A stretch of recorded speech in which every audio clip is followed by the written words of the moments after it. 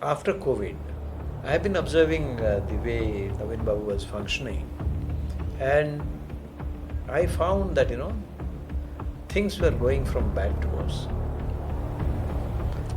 As I said, the bureaucracy was being converted into a political machine, and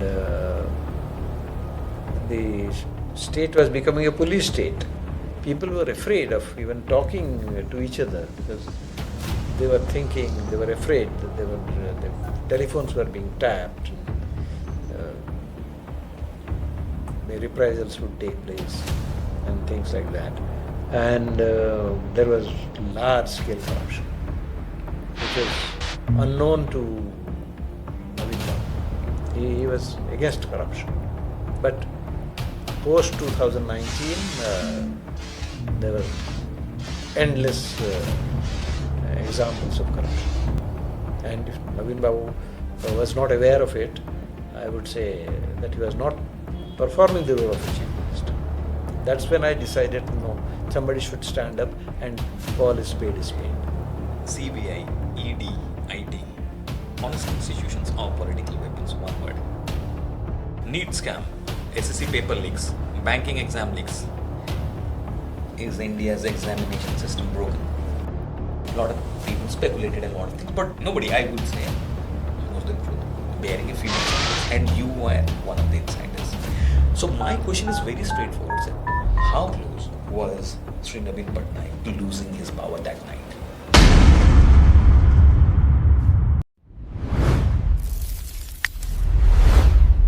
Namaskar. Today we have a very distinguished guest with us, a person who has done many hats. An IAS, a district collector, secretary heading many departments, principal secretary to the chief minister, the chief secretary. So let us welcome Sri Bijay Patnaik to the show. Namaskar. Welcome, sir. Odisha, when you probably joined your service, was a very poor state. And during your period of service, it went from a physical deficit state to a physical surplus state, probably towards 2008-9. And in your services, you would have played a very key role. So tell us exactly when you realized, not just in numbers, but you realized that Odisha is actually shaping for good. You are right. In the year 2000, Odisha government was bankrupt. Bankrupt. Yes, in the sense that the treasury was open only for one day in the month, and that is just to disburse the salaries, the many, many days. The then chief secretary, I remember, he would keep a notebook on his table to find out how much money is there in the government, the wage and means position. We would take wage and means advance. And literally we had to beg before the government of India to survive. That was the state in 2000. So when Naveen Babu came to government, then the coffers were empty. We had to take certain very, very hard decisions. I must give credit to him that he gave us a free rein to take those decisions and issued by us. So many people had to be retrenched, many posts had to be left unfilled, loans had to be stopped.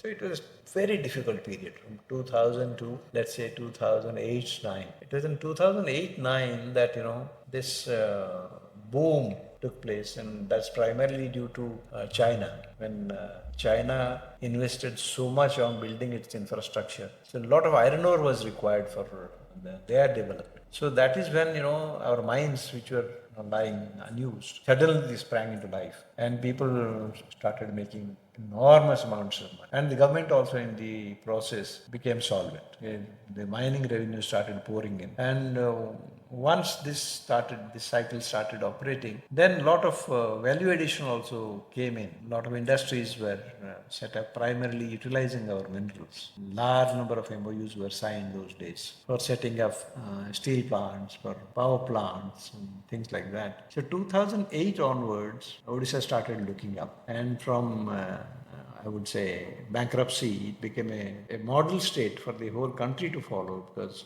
we were revenue surplus. So that was, I would say, that was a big change. If I essentially understand this, you said, first of all, there was a freeze in hiring, there was retrenchment. Yes. Because at one point, Odisha government was nearly spending 50% of its revenue in salaries and pensions. More than that.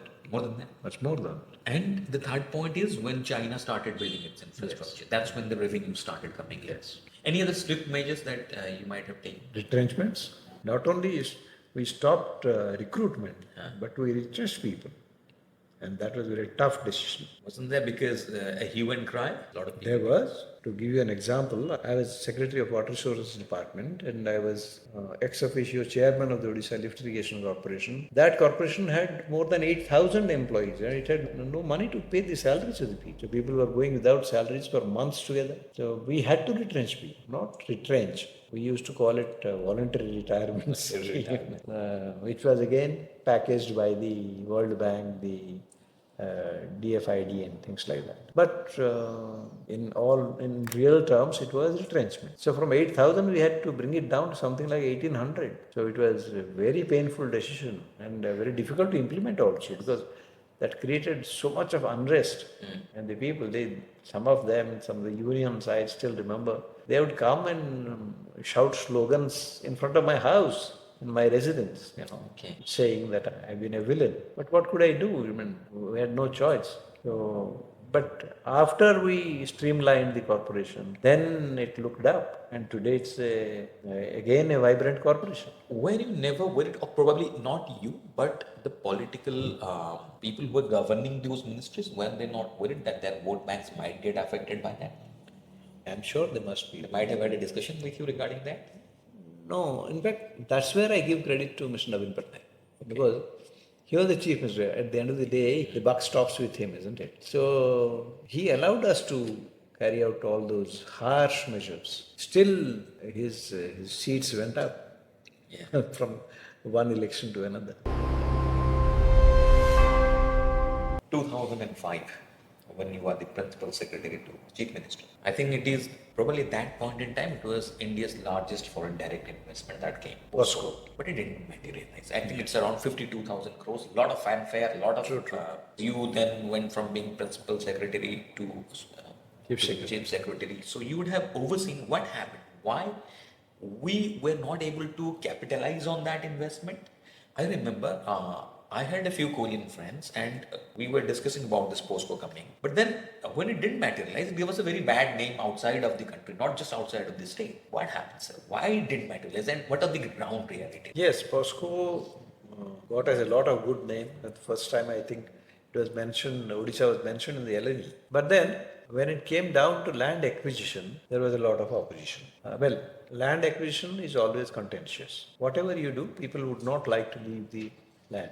But the irony in case of POSCO was that most of the land which was involved was government land. Private land was just a small bit of few hundred acres. And probably the plant could have been set up even without taking those private lands. Yes.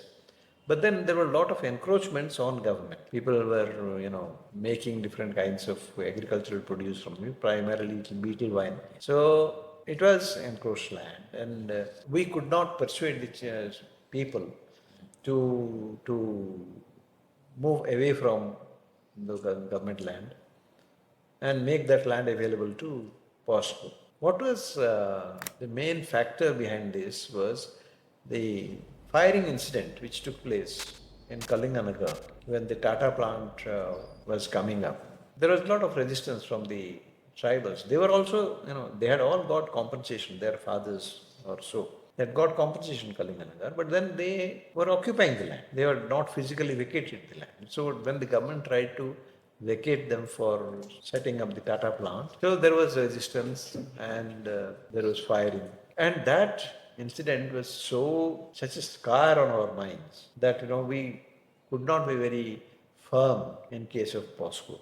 That's the perspective from the administration, because we could not have used force, having gone through such a sad experience in Kalinganagar. I would also say that, it was a political failure, because it's not always that you should use the police and the firepower to vacate a particular piece of land. You see what happened Nandigram and that sort of thing. It's not always use of force which can yield results. A lot of persuasion is required, convincing the people and things like that, where I would say that, the politicians failed. So it was a combination of both. The failure on the part of administration, which was shy of using force, which had its own limitations after all. Because a government official cannot convince people the way a politician can, but not enough effort actually came from the political wing. That's how it was called. There was a POSCO Sangram Samiti. I believe there would have been efforts made by administration to convince them.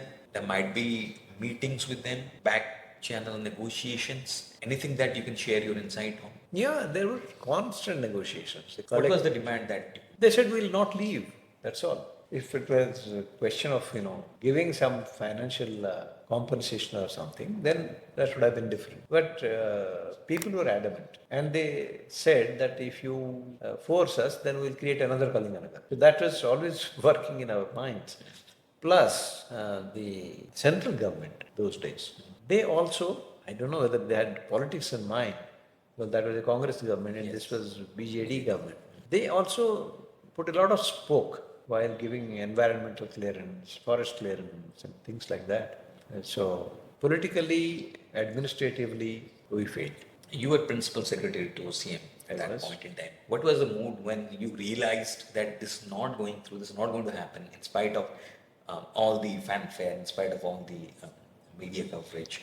We were pretty disappointed. We could see the long-term benefits it could bring to that area, the kind of jobs it would have created, the kind of prosperity it would have brought to that area, directly or indirectly. So we were quite convinced, and when it did not happen, we felt that we missed the bus. So one more project that comes to my mind is where you were very actively involved after your retirement. There was this Vedanta University project. And again, that was caught in that land acquisition dispute. Yep. You worked as a president of that project. Were you convinced before joining, before going on board, that this is something that can be taken up in the interest of the state and something which is feasible also? Most certainly. I would say that the Vedanta University, if it would have come up, would have definitely contributed to the growth of Odisha as a whole. Because it was slated to be a university of its own kind for the entire country.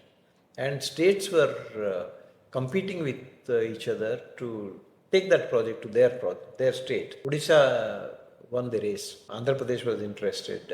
Gujarat was interested, the Prime Minister, the present Prime Minister. Rajasthan was interested. But Odisha succeeded. Had it come up, then it would have definitely changed the landscape of education in Odisha, because the model which was conceived for the university was on the lines of Stanford or that sort of thing, which are basically townships, self-contained township, and the project thought of about 100,000 students with faculty, with supporting staff, with the whole lot of it. So it was a massive project involving an investment of $3 billion, which was the biggest investment in education anywhere in the country at that point of time. So every state was keen to have it their state. But it went into litigation because the land acquisition. And the land acquisition process was completed and land was handed over to the university, but could not take possession of the land,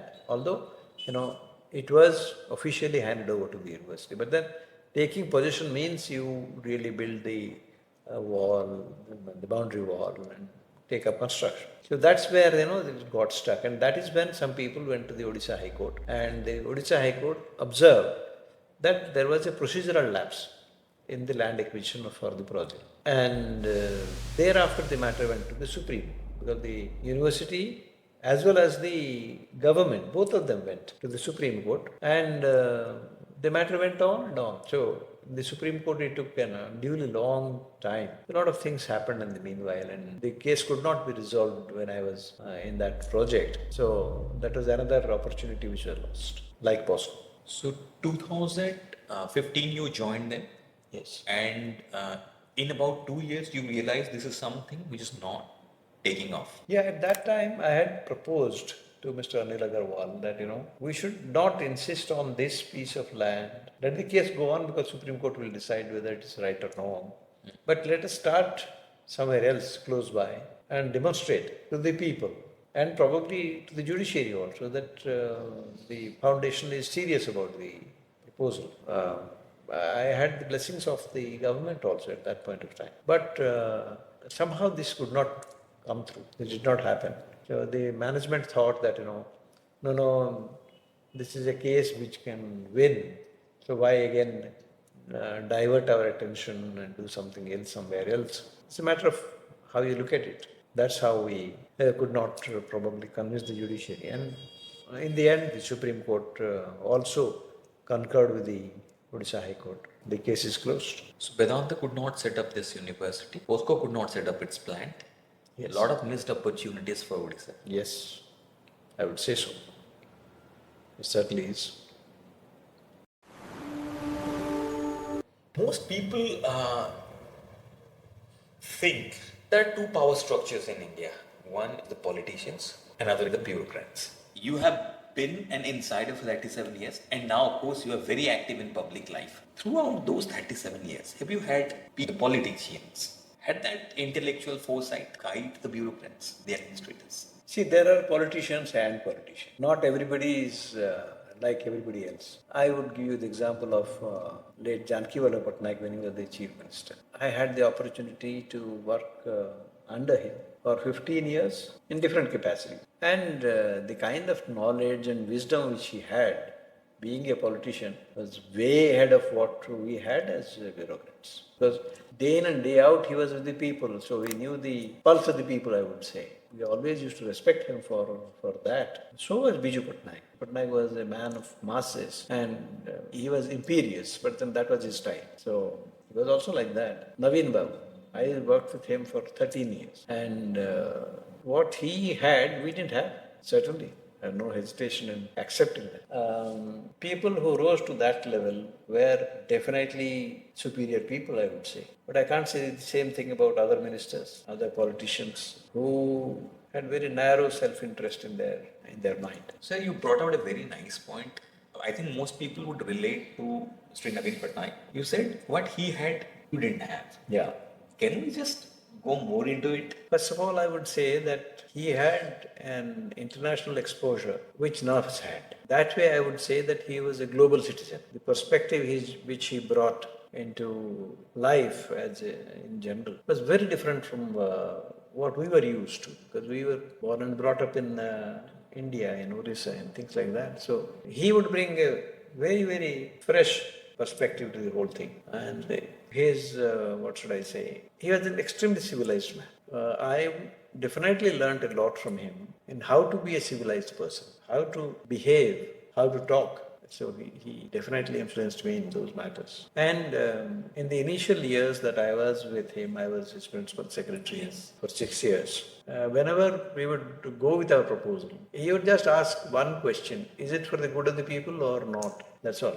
He never would go into the nitty-gritty of the proposal, what is this, what is that. No, he would trust his officers and put this question: is it a good thing or a bad thing? Now, if it were a bad thing, do you think we would take it to him? So that put a lot of pressure on us that we could take only good things to him. So that was his style. Later on, things happened differently, but let it be. When we look at your tenure, sir, such a long period that you served as an administrator, one of the very unresolved mysteries is the year 2012. 12, what is that? We are talking about the midnight. Oh, really? Yeah. I think everybody in Odisha who were growing up at that time were aware of a midnight operation. And there were speculations around it. A lot of people speculated a lot of things, but nobody, I would say, bearing a few insiders. And you were one of the insiders. So my question is very straightforward, sir. How close was Sri Naveen Patnaik to losing his power that night? That's a question which nobody can answer, even today. Because, yes, a lot of MLAs had gathered in a particular hotel, and there were a lot of confabulations going on. Pyari Babu was certainly behind this. But was he really trying to unseat the CM? He later on said, no, I never wanted to. It was only a congregation of MLAs to point out to the CM that, he was going wrong, something or the other, It was not meant to unseat him. That's what Perio later on clarified. And many of the MLAs who were there also, they also said that no, we had no intention of throwing him out of power. But nobody really knows. It was touch and go in the sense that suppose they would have decided that they would change the president of the party or something of that sort, then in which way it would have gone, nobody knows what would have happened. But I personally feel that Perio could not have thought of removing Naveen Babu from his seat because everybody knows that Naveen Babu was a political leader and he had the backing of the masses. And no bureaucrat can take that place and really unseat him, because if he would do so, then in the elections he would lose, because people will vote Naveen Babu back to power, because he had that kind of a charisma at that point of time. So I don't think Pyari Babu was foolish enough to think that he can become the chief minister by removing Naveen Babu. I don't think so. He had some grievance which was political in nature, which I would not like to openly discuss because he's no more. But he was nursing a grievance, and probably that's why he was expressing some kind of a, should I say, anger by bringing all the MLAs together. Beyond that, I don't think he was planning a coup as it was made out to be. So, how did this message come out that it's a coup? No, because the kind of activity which was taking place, so many MLAs being called, hectic phone calls, the media all around, it was a drama. And since no clarification was made, had Karibabu told at that point of time that no, this is not meant to be a coup or something like that, then things would have been different. But no clarification came, so speculation was rife. So everybody thought it was going to be a coup, and Naveen Babu cut short his stay in London and came back. Then he took action against Pyari Babu. So that's all history. No, you were the chief secretary at that point in time, and according to Grapevine, you were one of the saviors of the government. I played my role as a bureaucrat should. I informed the CM, but I was not the only one who did. There are many others who had contacted him. So I told him that something is brewing and you better take care of it. But by then he was already informed by somebody or the other. And he came back. So my role at that point of time was to see that the administration is not rocked by this kind of turmoil. That's what I did. And do you think post 2012, Naveen Patnaik was under the apprehension that something might happen, something of this nature might happen? So he changed his style of function. He made power centralized. He held his cards very close to his heart. And that's why there was no second line created in their political party, BJP. Did it change his functioning, style of functioning, trusting people? Certainly it was a rude shock to him, no doubt about that. Because he trusted Pyari Babu fully. And to see that Pyari Babu could go even to this extent was definitely a shock to him. And I would say that probably he started trusting people less after that. He became more and more of a recluse. So he withdrew into a shell, which proved his undoing. But then it took 12 years. Yeah, but then I would say that the glory of his regime, I would say, that started diminishing after this particular incident. As we all know that he's a man of very few words. So when you made the phone call to him, what is the first thing he said to you? He said, I know. So when you worked as a principal secretary to him, did you have lengthy conversations or it was just one-liners? No. In office, we used to have a lot of conversation on various matters, not political, because political was being handled by Pyari Babu, on administrative matters. And Naveen Babu has tremendous knowledge of history. So he would give very insightful knowledge about what happens where. We used to discuss quite a few things. But when this happened, of course, a long distance call, so it could not have been chatting. But it was brief. And he came. I think next day he was here. And his response was very swift and very brutal. Yeah, probably had no choice. So, and in hindsight again, when we were looking at was one of the architects of BJD, what would you say in one word? Was he a rebel, tragic figure, or a truth teller? No, he had many strengths. He was a great organizer. In fact, the party was built up by him, although it benefited from Naveen Babu's charisma. But it was the nuts and bolts were being handled by very well. So definitely he had a lot of contribution. Even today people acknowledge that without him probably the party would not have been as well-oiled a machine as it used to be in his time. But after him, I wouldn't say that it was that well organized. So was he a rebel of sorts for Naveen Patnaik? He exercised authority over the party, and Naveen Babu allowed him to do that. But I would say that what was uppermost in his mind was to benefit Naveen Babu, so that he continues as the chief minister. In fact, election after election, he was, people used to call him Chanakya of Odisha. So he would very skillfully take the party through different elections. Is we discussing this 24 years of his rule? Yeah, we should. And you said he became more reclusive after this incident. Power became more centralized.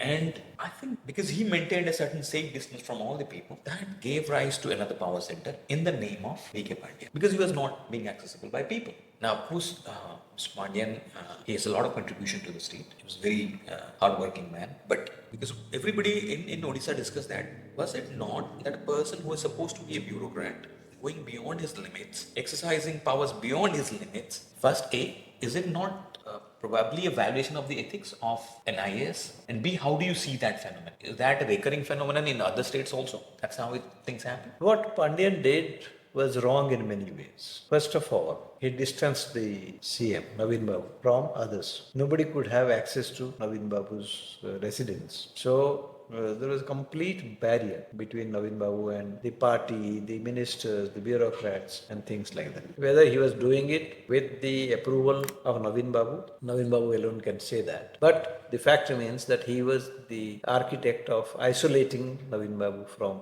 others.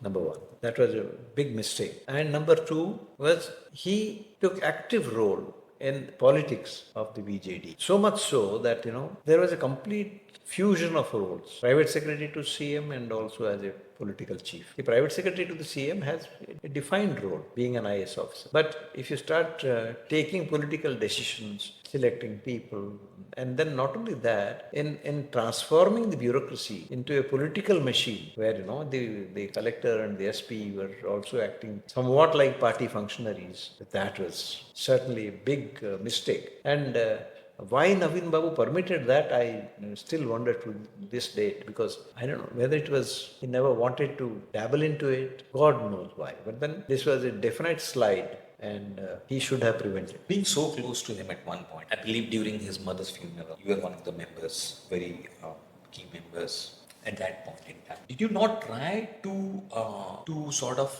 make him aware of how things are going downhill? I did. What was his response to that? He didn't respond the way he should have, I would say. And slowly I found that I have no access to his house and I could not talk to him. So I also kept my distance. So you think it's a deliberate attempt to keep you away from him? Not only me, a whole lot of people, because Naveen Babu stopped meeting anyone. Was it during COVID or prior to that? That around COVID time. But then even after COVID died down, the isolation continued. And then Pandian tried to project himself as the shadow chief minister or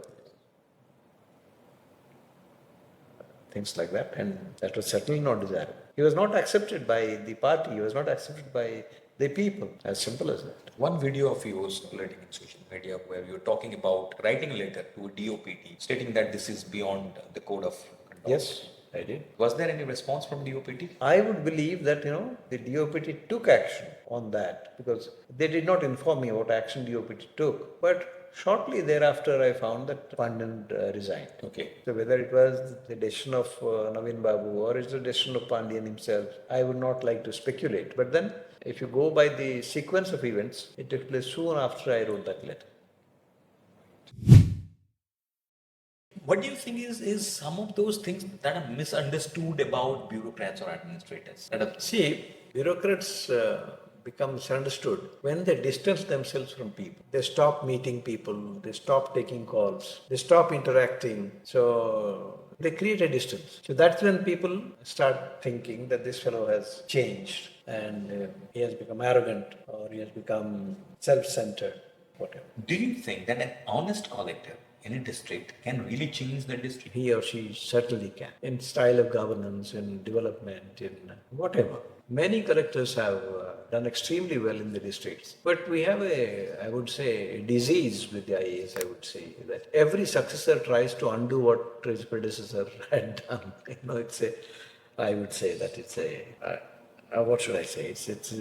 It's a habit which is eminently dispensable. If somebody starts a new thing as a new initiative, so a successor would like to do something else because he or she probably would think that if I continue that old initiative, then the credit would go to his predecessor. So I should do something different so that people will know me by the new initiative. It's not a desirable thing to do, but then it happens. Tendency from which people suffer, that nothing was happening prior to me and I have done this, I have done that. This is. You retired from your service in 2013. Were you ever involved in BJD's affairs? Never. Because as per some grapevine, in 2014 elections, you were one of the key people along with Sri Kalpataru Das. No, 2013 I retired. Yeah. So as long as I was in government, I never played any role in political matters. It was being handled by Pyari Babu and of course by the CM. But yes, 2014, a lot of aspirants would come to me to recommend their names to the CM for a seat here, this thing, that. That probably gave the impression that, I have some role to play in giving them seats, things like that. And since I was retired by then and I was in the Staff Selection Commission, people had access to me all the time and they would come. And that's very common in politics, as I can see now. Because in politics, when it comes to, distribution of tickets, the people approach anybody and everybody. So people approached me also. But I had no I would say, role in giving tickets to anyone, not at all. You never approached Naveen Patnaik or... No, sometimes I would say that so and so approached me, so sir, look at his case. No political discussion. I never did that.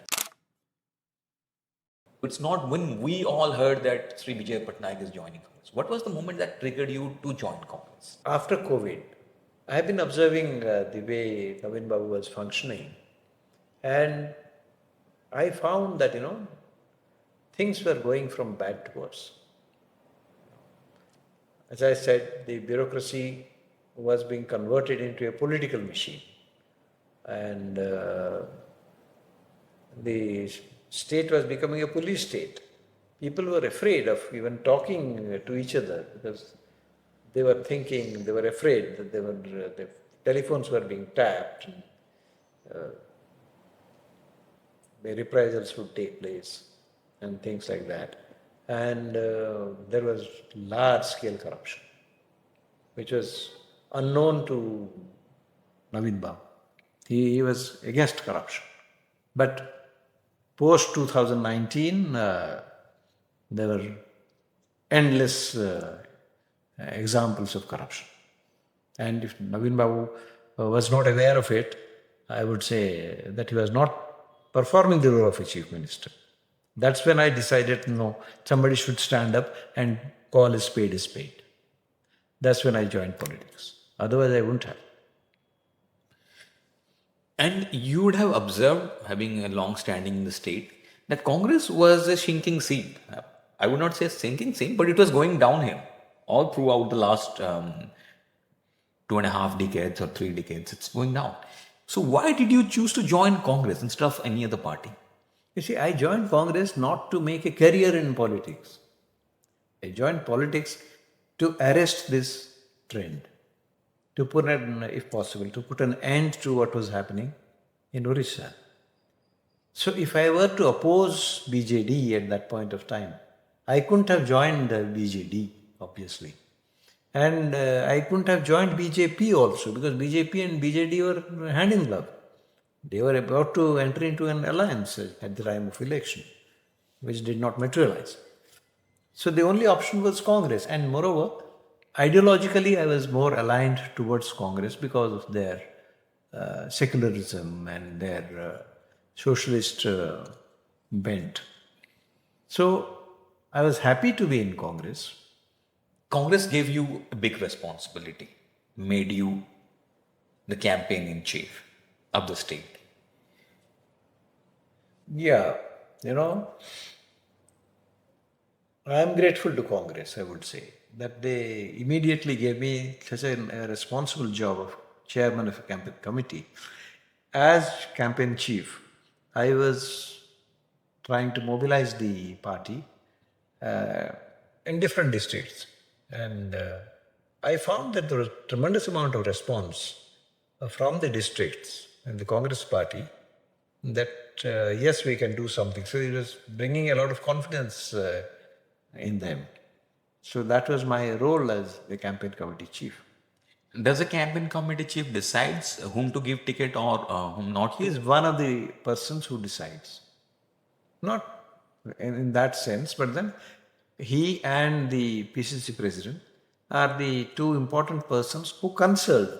Ultimately, ticket is allotted by the High Command, by the AICC, but they play an important role in, you know, choosing the candidates for different constituencies. Did you have a lot of people approaching you then also? Yes, they did. That's the normal process. And did you ever thought while joining Congress that you will contest for a seat? Yes. Okay. Yeah, from day one, when the media asked me, "Are you going to contest?" I said, "Yes, of course I will." Because what's the point of joining a political party if you do not want to contest the election? Then it's not just a talking shop. You have to demonstrate your seriousness. And how difficult was it for you to campaign in that summer for your election? It was terrible because we had not much of time. I was not a seasoned politician, so it was first experience for me, and I chose Paralakmindi because that was my area, and I belong to Gunupur, an adjoining area. Paralakmindi, we had a lot of interest also. So I chose that place and did quite a bit of campaigning. And I am grateful to the people of Paralakmindi, although I lost the election. But in that short period, they gave me about 36,000 votes. Yes, 36,000 people trusted you. Yeah, That's more important. true. So I'm grateful to them. Yeah. And then there were two things that happened. Just before the elections, you were removed from the campaign chief. And after the elections, probably towards August, you wrote an email to AICC giving your resignation. What triggered your resignation? And why do you think you were removed? Why do you think personally think it's not others' opinions? Why do you think you were removed from campaign in charge? See, at that point of time, the AICC thought that Mr. Bhaktacharan Das, who is now the BCC president, would be a better candidate for the campaign committee chairman because probably he's politically more experienced than me. Um, they may be having their own reasons, but probably they thought that a more experienced, seasoned politician would be better suited to steer the party through the election. Although I personally would think otherwise, but then that is my opinion.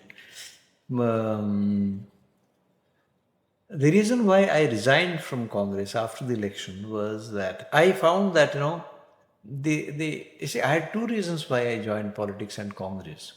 One was to arrest the things which were happening. The other was to really do something for the people because it was not just to get some post or some prominence.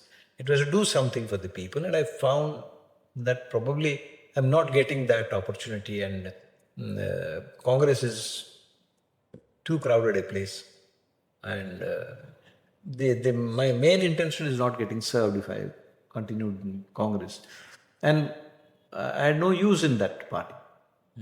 That's what I thought.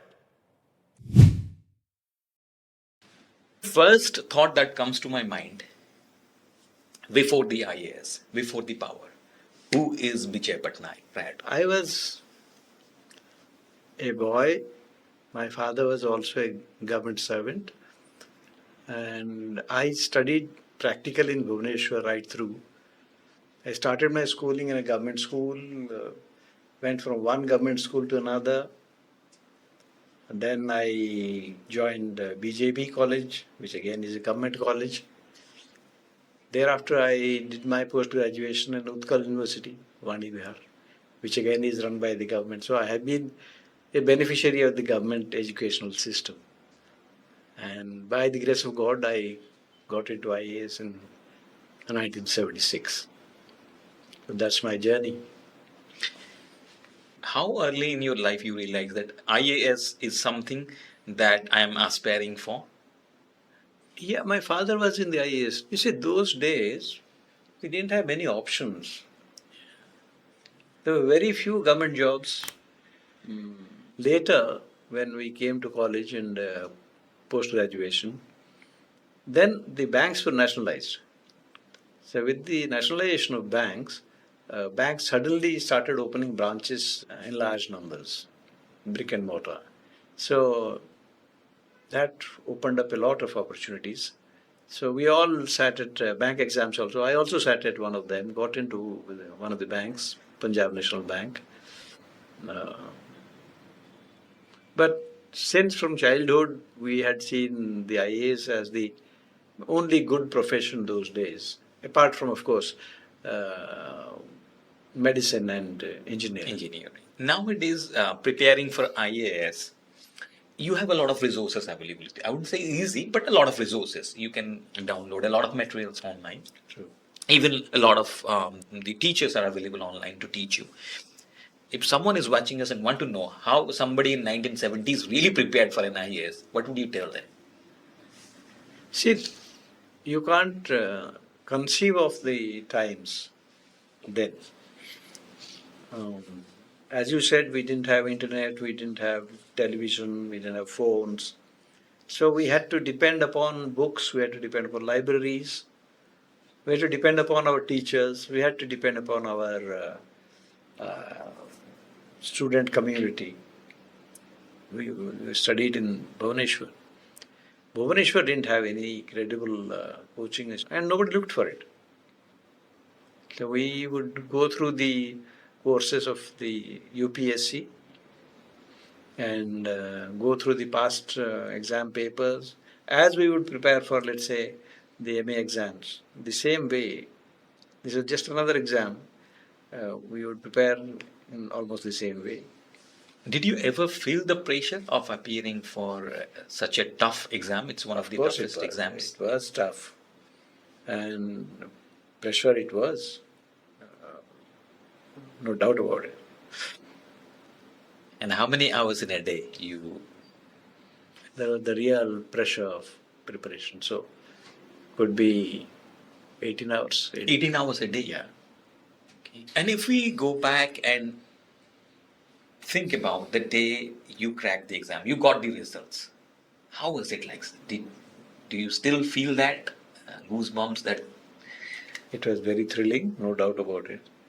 I still remember the day then when the results came out and I saw my roll number. I still remember my roll number. It was 1825. And I saw it in the newspapers and it was beyond my belief. okay? Yeah. And then what was the average strike rate of Odisha like in those days? Those days, Odia children used to do very well, I would say. Yeah, about 5, 6 Okay. per year. And they used to score very good marks. I'm talking about IAS. Huh? Yeah. If you include the other services, central services, it could be 25, it could be 30, yeah, large batches. And Odias, in whatever service, they were quite a sizable number in any batch. So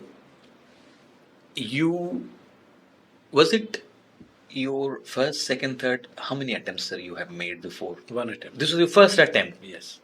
How would you want Mr. Bijay Patnaik to be remembered as an IAS officer, as a ex-chief secretary of the state, as a person who fought for the people of the state by joining politics, or as a social change agent?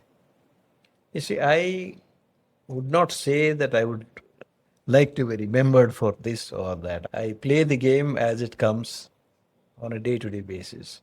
Today I'm into social life. I was in politics. Maybe I'll be in politics in future too.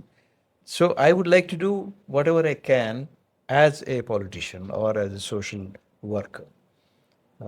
I wouldn't like to rest on the oars of being an ex-bureaucrat or any of that sort. And it's a very important breaking news for us, sir. You said it will be politics. Because at one point after leaving Congress, you said you are not joining politics. Not really. I said I've left Congress, but not politics. So I've we said it. will soon see Mr. Bijay Patnaik join. No, you see, there is no, you can't say that they are in airtight compartments. Suppose you do something for in the social sector. Like recently, we were, opposing the imposition of user charges by the BMC. Now, is it a social activity or is it a political activity? How do you define? Is it Have you cleared all your liabilities, the ones that you declared in your election affidavit? not really? Not yet.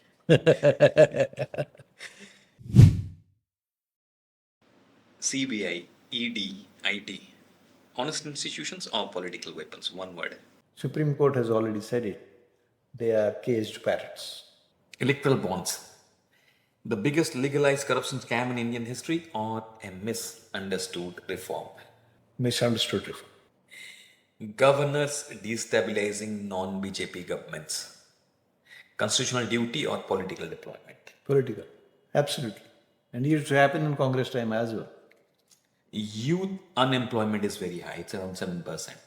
While we are saying that GDP is growing, the unemployment is also growing. Are we lying with the statistics? I think so. It's jobless growth, to put it very briefly. But then the 7% unemployment, I would say, that hides huge underemployment. NEET scam, SSC paper leaks, banking exam leaks. Is India's examination system broken? Definitely. We do not have a credible exam system all over the country, and it's getting from bad to worse. Rahul Gandhi, credible opposition leader, or the best thing that ever happened to BJP? Rahul Gandhi is bold and he stands up to the BJP. But he has to do a lot more in building the India alliance and also in building his own party. Naveen Patnaik, Odisha's greatest chief minister, or a leader who stayed 10 years longer? He did an excellent job in the first 14 to 15 years of his tenure. But thereafter, there was a huge slide. He missed the opportunity to do much more than what he actually did. VK Pandian, victim of Odisha's political jealousy, or the man who brought down BJP? BJP or BJD. BJD, yes. He was singularly responsible for failure of BJD. BJP's double engine in Odisha. Engine running or still warming up? Politically, I would say that it is not necessary to have double engine everywhere. Why should there be a double engine in a federal setup? It's not necessary. So if we just have to say about the BJP government in the state, almost 2 years, how do you rate that out of 5? They are still learning. A rating if you have to give. It's too early actually to give a rating. We'll rather keep the rating towards the end of the term. But I would say that they are still warming up. Social media accountability for bureaucrats, because with social media anyone with a phone can approach anyone and record their statements. Is it good for bureaucracy or it puts a lot of unwanted pressure? No, it is necessary. It's certainly necessary. What is really troubling is when the bureaucracy dabbles in social media to promote its own self. Freebies building welfare or buying votes? It's a terrible thing. Freebies are necessary for certain people, like you give free ration to people who cannot earn their own livelihood and things like that. But if it becomes a general phenomenon, then definitely it harms the people in the long run. ICC. After resigning from Congress, you are actively involved in your philanthropic mission, Yeah. Chatsali. So please tell us something about that. See, Chatsali is an initiative. We have formed a trust where there are some eminent people in that trust, retired bureaucrats and income tax officers, teachers. So we have formed this trust to primarily improve the educational outcome of children in educationally backward blocks of the state. The what should I say? The sad fact is that in 186 out of 314 blocks of Orissa, this is about 59%. The children in class 5 cannot read the books of class 2. They cannot perform the basic arithmetic functions. So we thought that we should do something. One way is to advise the government that you do this, do that, and things like that. But that's fine. Government will do what it can. But from the civil society, we thought there should be some intervention, and that intervention is Chatsali. What we did was, we chose certain villages, and we chose one boy or girl from that village who was fairly educated. We trained that boy or girl and persuaded the parents to send their children to this particular Chatsali, where 2 hours before the class and 2 hours after the closure of the school, children would get some kind of a coaching, tuition, you can say, from these boys and girls, from these tutors. So we made use of the workbooks which were being, prepared by the government, and what should I say? We gave a lot of attention to these children, which they were probably not getting in the school due to various constraints. So our model was not to have a parallel school or some kind of a substitute for the schooling system, but to supplement it. Yeah. So that's how it has been happening for the last 1.5 years. Excellent. And how many Chatsalis are in functional? We have 12 centers right now, Okay. and we coach about 300 children, starting from class 1 to 5 in that village. And then what's the progress so far? Oh, progress has been very heartening, I would say, because in just about 1.5 years, we found that, in the recently concluded annual exams, we found that none of the centers, the average mark of that center was less than 60. Can you beat it? So it was very, very gratifying. And out of 300 children, 9 of them qualified for Eklavya Model School and Adarsh Vidyalaya and things like that. So we are hugely encouraged by this. What a wonderful initiative, sir. Now we are very happy. The last message that I want to carry forward from you is that if someone from a small town or remote village wants to be an IAS officer, what would be your advice to them? Work hard for it. Be focused. Make up your mind whether you want to become an IAS officer or you want to become anything and everything. If you have made up your mind, then work for it and work hard. And what would you advise to the people who are already in the service? Be honest to your job. You are being paid for it. See, some people think that, I'm honest, so I need not do anything. They're equally dishonest. There are some people who take money and do the work. They feel that they are honest. They are not. You are being paid handsomely, I would say, by the poor people of the state. And you are expected to do your job. Thank you so much, sir. We are honored that you gave us so much of time, so much of valuable you. information and knowledge. And it has been an absolute joyride the last 2.5 hours that we've taken of yours. Wealth of information, wealth of knowledge. And I think everybody would get immense benefit out of it. Thank you so much for interviewing me and giving so much of your time, the time of all of you. I hope I was of some use to all of you and through you to others. Absolutely. Thank you. Thank you for listening to this episode. Make sure to subscribe for more inspiring stories.